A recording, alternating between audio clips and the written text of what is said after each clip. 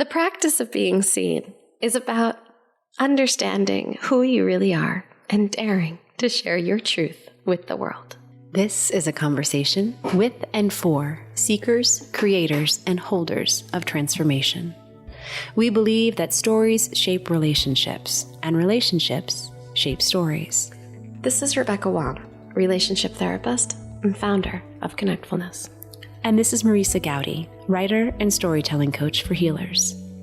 And this is the practice of being seen. The information in this podcast is not a substitute for help from a licensed mental health professional. So today's a special episode. We decided to record this episode just ourselves again. We haven't done this since the beginning of the podcast. And while it's been so amazing to have so many guests on who've helped us clarify our thinking, challenged us, taken us in so many new directions, it's time to look Come within. back to center. Yeah.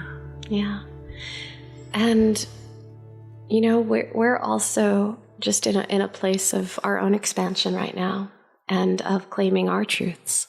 And this is an opportunity for us just to dive a little deeper and explore that with each other. And it's a tender spot. And we ask our guests to get vulnerable. And we have an opportunity to do that too in a lot of our conversations. But today, we're going a little deeper. Yeah. So let's talk about intersections. Yeah. In-betweens. Balances. Holding. Birthing. Permission. Diving deep. Trusting truth.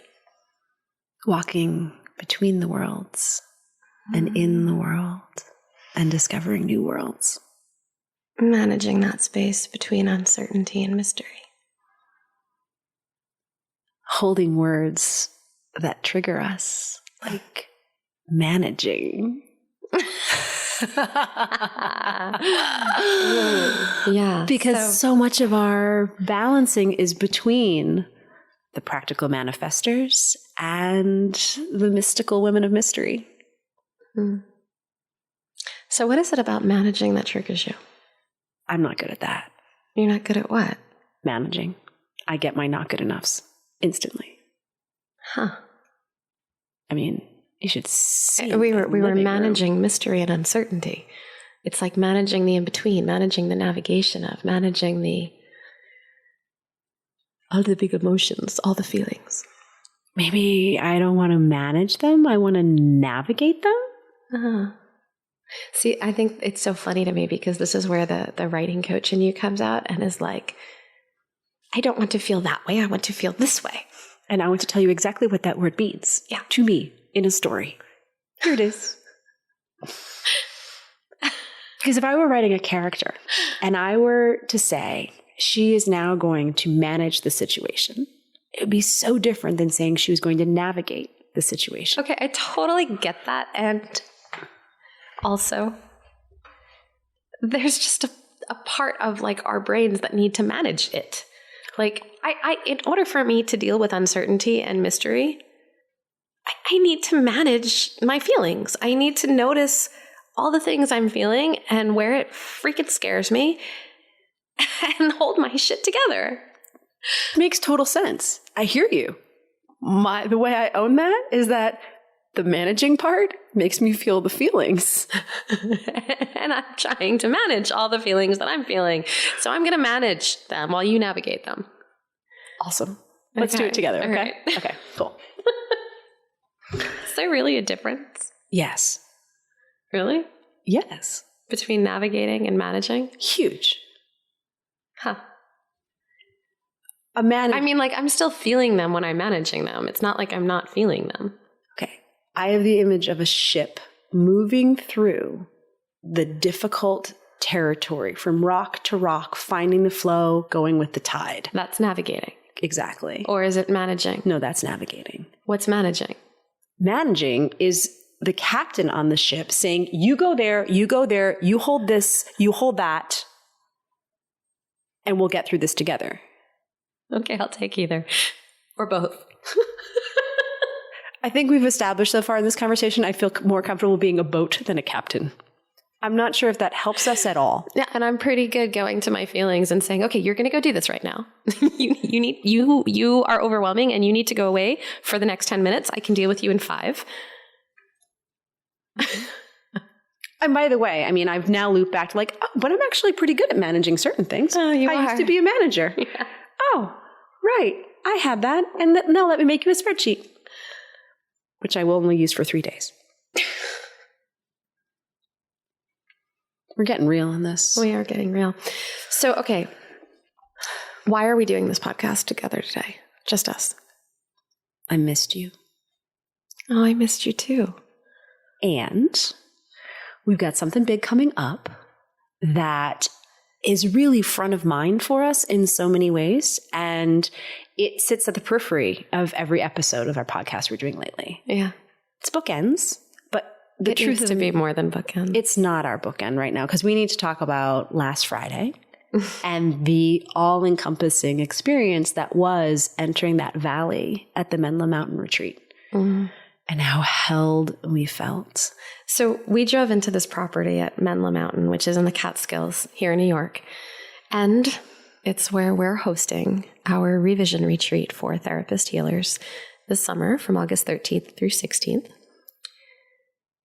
We drove onto the property and the mountains just enveloped us. Mm.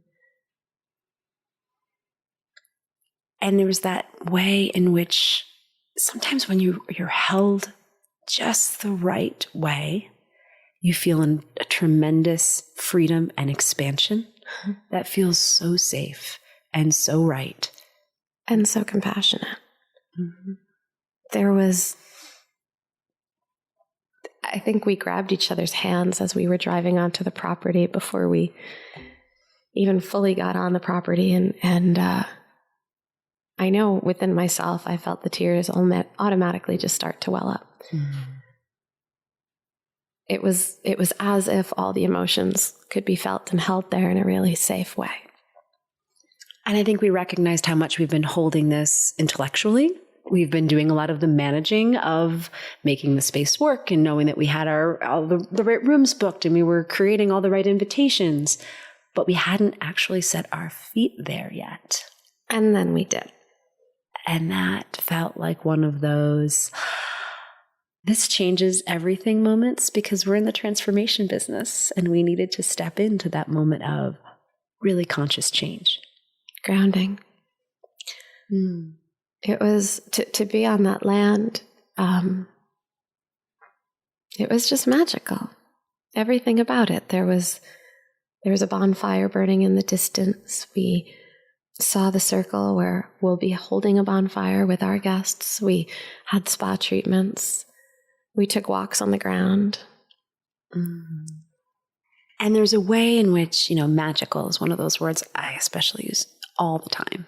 And to me, it does convey something ethereal and otherworldly. And but this wasn't other. Let me get there. Okay. So there's something that's like fairy wings about magic, right? Something you just catch out of the corner of your vision. But there's another side to magic that is deeply embodied, has its feet rooted so deep in the ground, like those tremendous trees that surrounded us on all sides, reaching up so that when you looked to the horizon, it was actually this perfect line of pines, like a serrated edge. Yeah, we were in this valley, and that valley was like a U shape of trees just surrounding us. Mm. Mm-hmm. Mm-hmm. Maybe even more than a U. It was like a yoni. It was there because this is a place of birthing mm-hmm. and holding, and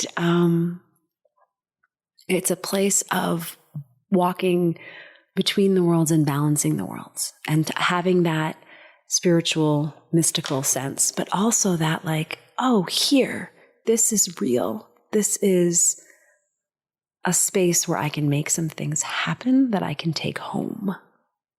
Mm. All right, so let's talk a little bit about what our retreat is going to be and what we are leaning into lately. Mm-hmm. I want to talk a little bit about connectfulness. First? It's all part of it. Okay.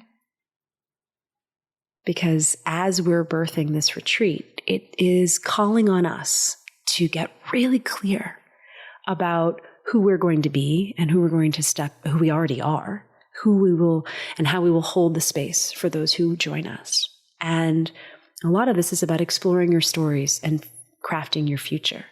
And so that's an invitation for us to do this work before we arrive. Mm-hmm. We're exploring the stories we've been telling for a long time together and on our own for years.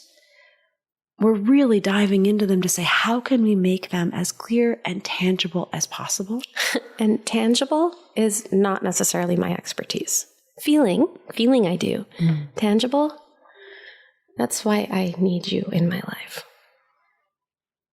And I like to pin things to the page and put them in some sort of order because it helps me deal with what's really my birthright of divine chaos. So in this process of getting ready for the retreat, we've had a chance to look at words like connectfulness. We've had a chance to start thinking about what sovereign storytelling is. We're thinking about... Sorry. Keep talking. Are you getting teary? Yes. Oh. Keep talking, please. Oh. You used my last tissue, so I can't. I know I did. I'm in a therapist's office and I used the last tissue. Real life. But as we've been working, playing, holding, dancing with these big phrases, our own big projects. And what we've talked a lot about today before we jumped on air was that way in which we didn't use these words exactly, but it's where they're in the foreground, where they're in the background, how we're communicating them to others, how we're embodying them ourselves, that sometimes the thing that is so much a part of you is something that you're living. And here's the thing. You need to live a story before you can tell it. Yes. And we're recording this right now, I think, as we're on this cusp of going from saying, I've been living this, to I'm beginning to translate this into something I'm going to really start telling in a more clear way. Because connectfulness seems to be pricking at our collective consciousness and saying, I need you to understand a few more things about me so that you can start describing it to others in a way that begins that ripple process that you talk so much about. Mm. Yeah, where do you want me to go with that? I want to hear how you feel about that as I am kind of, on air saying connectfulness is becoming in a new way and something new is emerging and it's not a secret. Yeah, my palms are sweaty. I know. My throat is closing up. Mm-hmm. That's how I feel. Mm-hmm. I'm grounded in my body right now. I'm feeling all the anxious pulse points about bringing this. I'm getting itchy. Mm-hmm. But you've given me some great wisdom around what discomfort is. Yeah, well, discomfort is information. Mm. Discomfort is the place that we need to pay attention to because it shares so much with us. It tells us about the things to lean into or away from.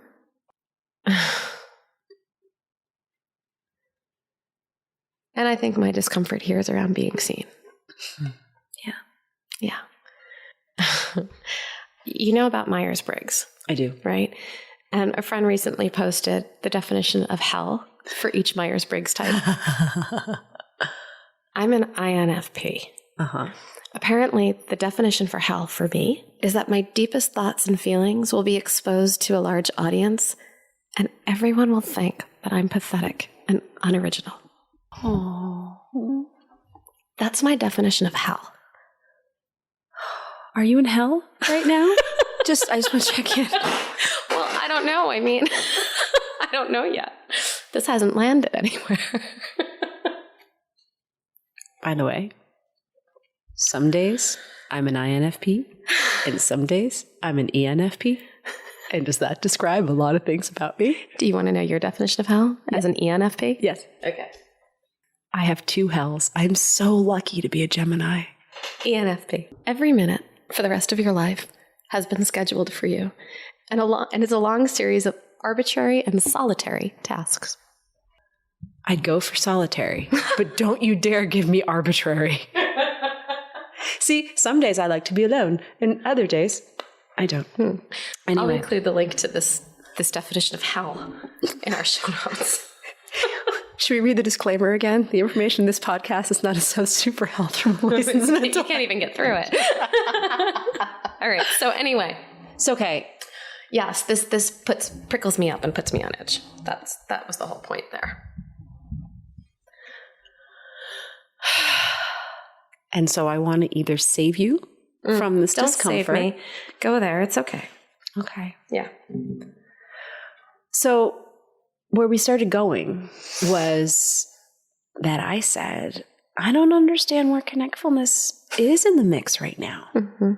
Because I know it's been your long-term brand. I know we've talked about it as sort of the parent of the Practice of Being Seen project, both in terms of theory and wisdom, and also just in terms of some just straight business stuff based on what's been incorporated. And in this process of being so fully immersed in the Practice of Being Seen world, between the podcast and the community and creating the website and building the brand and understanding what it meant for the two of us to show up together in the world, it became so easy for me to say, well, Connectfulness, that's like, we talked about that a lot before, but it's less part of what we're doing now. And then that was the part where I got all prickled and I was like, it's what we're doing. It's what we're doing. And I was trying to say, but I was trying to make it better because I understand that it is important, but I just wasn't seeing it because I wasn't hearing you say it. And then my voice got really fast like this and I started to cry. And then I said, I think we're going into that place where we're prickling each other and we need to slow down and stop. Let's not have this conversation now. So we ended up recording a podcast about it. Yeah. It makes perfect sense to me. It does. Especially, we should record extra episodes on the day when I know I had 2 hours of sleep. Yeah. That makes total sense. Oh, yeah. But here's the thing that I love about this. Tell me. That we have this relationship, you and I, where we do this thing that most people don't do. Mm-hmm. We talk about our feelings. We do. Yep. And as the non-therapist in the room, you guys have heard me say that phrase about 100 times. There's only one therapist in the room right now. You counting the dog? Yes. She's not certified. No, whenever we interview therapists, there's often my role is to play the part of, the non-therapist in the room, the one who's saying, hey, I'm processing this purely through my lens, not through training, not through holding other space. I'm going to just be the woman on the street. Right. And that awareness around, like, we talk about our feelings. Mm-hmm. It, to me, at once sounds like, oh my God, have I ever really done that before? Or maybe I do that all the time, but I'm not even sure where I am. And it's easy to kind of start getting spooly in terms of like, what are my feelings? Do I have feelings? Do I talk? Oh, and you ground me in those moments of when I go into hyper overdrive, because you know what? I just realized sometimes feelings make me go into hyper overdrive. Yeah, I know they do. Yeah, I know. But now everyone else does too, including me. When you forget, I'll make you listen to this recording. Okay, thank you. So we were having this conversation about what Connectfulness is, what its role is, where it's been living, which has been inside Rebecca's heart, inside Rebecca's mind, and inside her body. And what I wanted Rebecca to know was I stopped seeing Connectfulness because I just saw you. And I wanted it to be this tremendous compliment to say, you're embodying this, you are being this. I forgot about the really cool name. And I just got in the cauldron with you and saw we were doing practice of being seen as Rebecca and Marisa. And in the way that, in the way that Nike you just do it. You forget about Nike. You just do it. You put on the sneakers and you run, and you're the one who's running. And yeah, it's not about the shoes. It's about you doing it. Right. Right. That's a brand, baby. And, yay, it worked.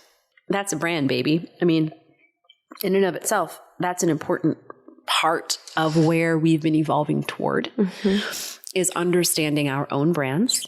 And also understanding what our role is in terms of helping clinicians and healers live into their brand, embrace it, be it, recognize the intersections between the personal, the professional, but my soul just knows this is what I'm supposed to do, which to me is the definition of what Connectfulness is.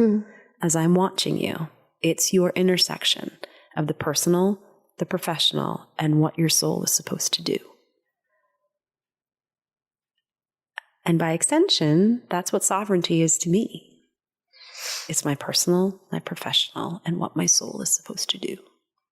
And those are big words. And I love them. And I love them even more than I'm frightened by them. Yeah, I'm just kind of...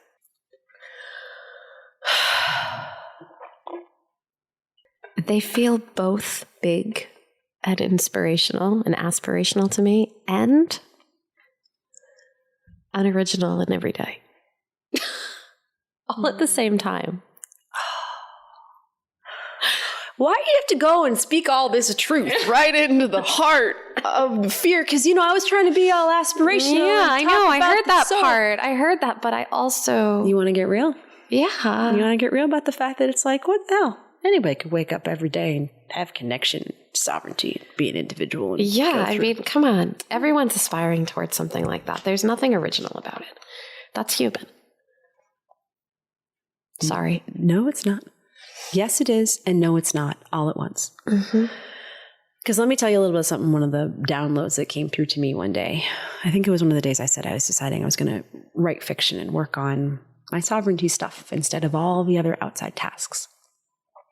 And we were talking before about the ENFP, INFP, and I'm both, and I love to joke about that. I do, but I don't. I mean, I see it in you. I totally get it, but I don't get it. I get you, but I don't get you. Again, the human condition. So, I laugh about this because, I take any kind of quiz or anything, and I'm both, or I'm three of the options. You're always three. Yeah, because it's both. It's and it's also. And as soon as I realized that, I felt at once completely original that I had this thought. And then I also recognized we live in a world of triplicate nature everywhere and always. But you know what I did? I applied universal wisdom that is in traditions across the globe and across time to the way I understood my life right then and there in my kitchen. Because I think I was actually thinking about the sovereignty goddess and what I wanted for lunch. And I wanted potato chips and Cheerios and hot fudge sundae all at the same time. I wanted both and also. She's not pregnant. No, but I was really tired. It's so rare that happens. But anyway, okay, no, don't talk that fast. They don't want to go that fast. In recognizing that universal, don't laugh at me. Or go ahead, please. I love it. I kind of like being laughed at. I do. That's the ENFP. My alternative profession as a comedian. But that moment of connecting this universal bit of wisdom and exactly what I needed to understand that moment in my life. Yeah. That right there, that is deeply original, deeply necessary. And then there's a third part of it, of course. And that is then understanding how you're going to connect it to somebody right now who's having similar issues, problems, concerns, life experience as you. Universal wisdom. This is my immediate concern. I bet other people could help. It would help them to hear this too. And then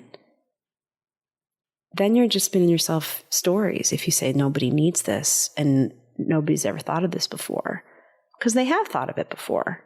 There's not a lot of such thing as originality anymore, but it's how you apply it and who you give it to. Yeah, no, I get that.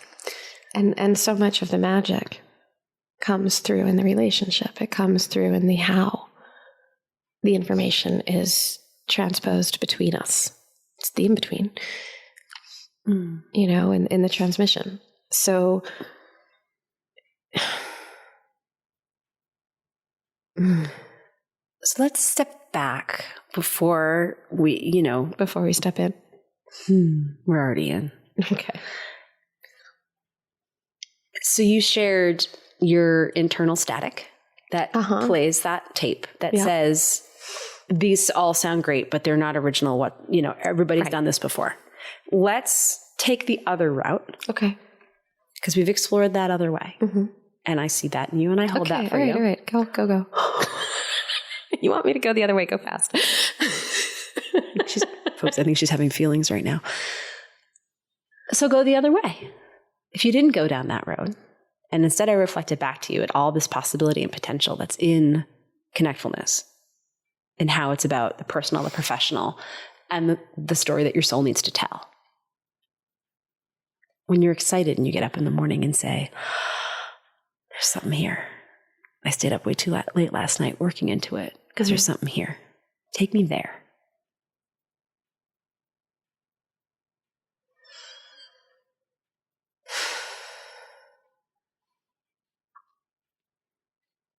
You want me to tell you what Connectfulness is to me? To you. To me. Connectfulness is a deep listening. It's a listening that ripples, that starts within. That starts with listening to your own feelings, your own trigger points, your own motivations, your own stories, all the stuff that makes you you, all the stuff that you know, even if you forget it. And it ripples out into how you receive the rest of the world and how the world receives you. In a nutshell. Can I ask you a question? What about all the stuff you don't know? There's lots of that. Yeah. That fits in there too, right? It totally does, but it's part of how you digest, right? Like all the stuff that you know, all the stuff that you are, all the stuff that even when you forget about yourself, it's still a part of you. All those stories and feelings and bony, fleshy, bloody parts of you, they all have a lot to do with how you digest all the stuff that you receive from the world. And you might not like some of that stuff, but you still have to work your way through it. Navigate it. Manage it. Both. And also. So we are hosting a retreat this summer called Revision. And a large purpose of this retreat is to help our therapist healer guests lean into the stuff that they're sensing bubbling up within them, the stuff, the stories, the theories, the ideas, the books that they're getting ready to birth and that they need a little holding around. I would love to say that our conversation has been completely orchestrated and that we knew we were going to illustrate exactly what we'd love to see our participants come to with. But I think we've just watching the unfolding of how and the difficulty of expressing connectfulness and knowing it's so important and so hard to say. And that there's so many sticky points. It's supposed to be sticky. Nothing worth doing is ever really that easy. I mean, in order for this to become anything, any day with legs on it, it's got to go through trials. You know, it's got to show up in the arena. It's got to. And so the arena that we've chosen for this is a great, compassionate container in the mountains full of this amazing spiritual energy. Right. For our guests. We're not talking about for me on the podcast right now. This is my arena right now. Sorry. I just... Both. And sorry. Also, you're good. You're good. You're being held, and we're using your story because in the specific, we find the universal. Oh. Okay, so Rebecca's personal podcast arena is being used to illustrate the universal arena that's created at any sacred space held by great pine trees and mountains, and specifically at the Revision Retreat, where we're asking people to come with their hopes and their messes and their fears and their questions. Oh gosh, yes, bring all of that. And we can't promise that we'll have answers. But we can promise that you'll be held. And we can promise that the answers lie within you. Yes. And we'll help you get courageous enough to look inside and find those answers. Yeah, because so much of this retreat is about that stillness, that looking, that questioning. And then it's also about getting prepared for the next steps. Can we slow down for a minute?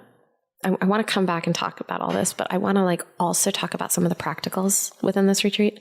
Just let's ground people for a minute. We've talked a little bit about what the land is like at Menla. You know what's kind of cool? This is exactly where I was going. In your head again?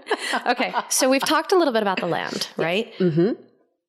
When people sign up for the retreat, they get their accommodations covered for, 3 days and nights? Right? They show up on a Sunday, Monday, Tuesday, they leave on a Wednesday. So 3 days and nights, all meals, accommodations. There's a bonfire in there. There's a yoga class in there. There's hikes in the woods in there. There's a massage included in there. There's some body work of your choosing. And then there's what we're actually doing in the circles we're holding. Right. That's just what's holding our circles.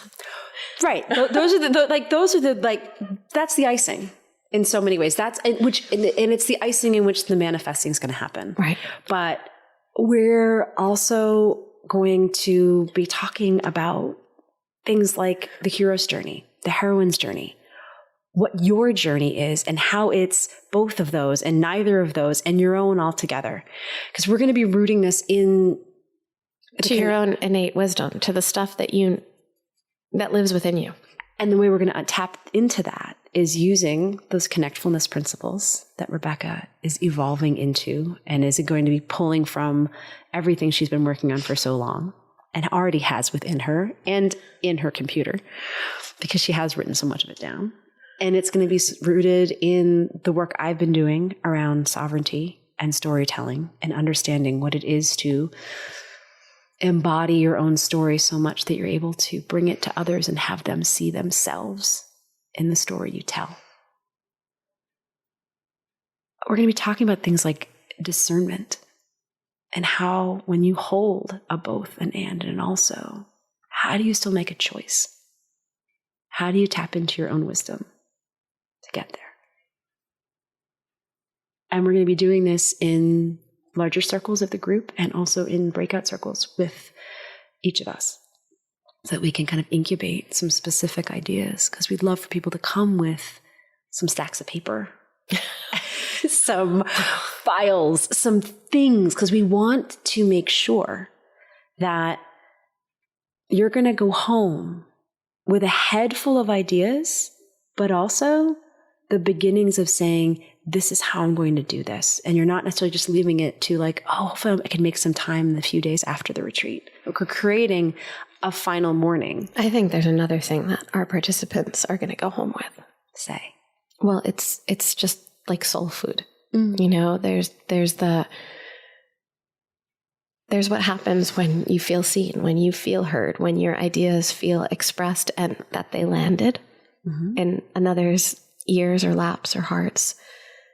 And just what that holding feels like. You know, it just so illustrates you and me and the ways we come at these different pieces.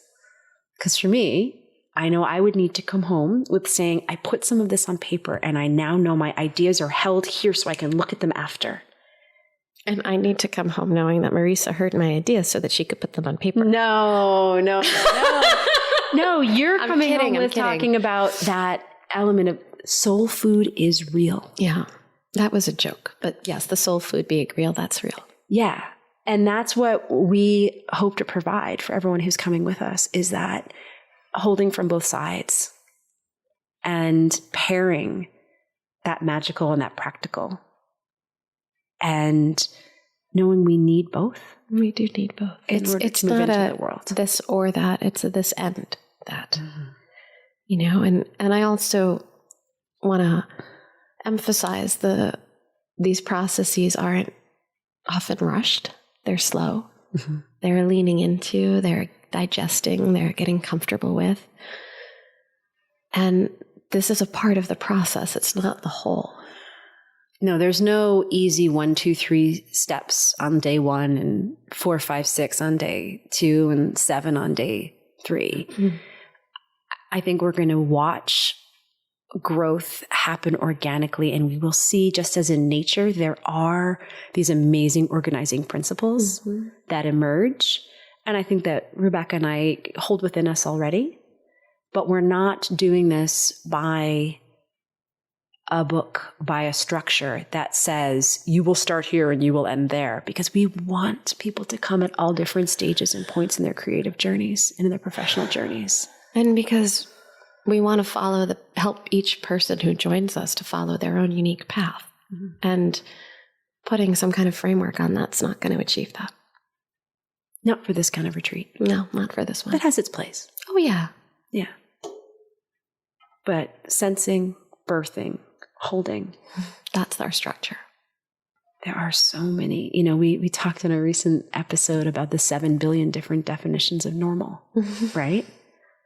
So in that same way, sensing, birthing, holding, how many different definitions are there of that? Mm-hmm. What ultimately matters is your definition and what you're going to be able to live into and work with so that you do go home and manifest. And feel inspired.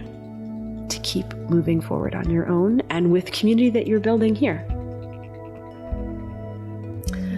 So on that note, I think this is a good place for us to close out today. Yeah. Yeah. You can learn more about the Practice of Being Seen retreat at practiceofbeingseen.com/events. And for more great content, check out practiceofbeingseen.com and help us to spread the word by subscribing, rating, and reviewing the podcast. Music written and performed by Christopher Ferris and produced at Kidney Stone Studio.